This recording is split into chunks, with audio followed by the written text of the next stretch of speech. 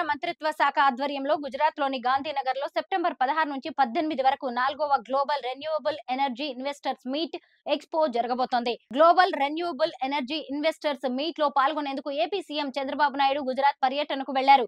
గాంధీనగర్ వేదికగా జరిగే ఈ సదస్సులో పునరుత్పాదక ఇంధన రంగంలో ఉన్న అవకాశాలపై మాట్లాడడంతో పాటు ఓ నివేదికను విడుదల చేస్తారు. 3 రోజుల పాటు జరిగే ఈ సదస్సుకు ప్రధాని నరేంద్ర మోదీ ముఖ్య అతిథిగా హాజరవుతున్నారు. ఈ సమావేశాలను ప్రారంభించడంతో పాటు ప్రధాని మోదీ ప్రసంగించబోతున్నారు. ఈ సదస్సు సీఎం చంద్రబాబు ఏపీలో అమలు చేయనున్న solar wind hydro pumped storage విద్యుత్ ఉత్పత్తి గురించి వివరిస్తారు. దాంతో పాటు ఈ ప్రాజెక్టులకు ఇస్తున్న ప్రోత్సాహకాలు, ప్రాధాన్యత, విధానపరమైన నిర్ణయాలపై కూడా ప్రసంగిస్తారు. Global renewable energy investors meet కు రావాలని కేంద్ర మంత్రి ప్రహ్లాద్ జోషి సీఎం చంద్రబాబును ఆహ్వానించారు. సదస్సుకు హాజరు కావాలని నిర్ణయించిన చంద్రబాబు రాష్ట్ర ఇంధన శాఖ అధికారులతో సమావేశమయ్యారు. సదస్సులో ప్రసంగం పైన చర్చించారు.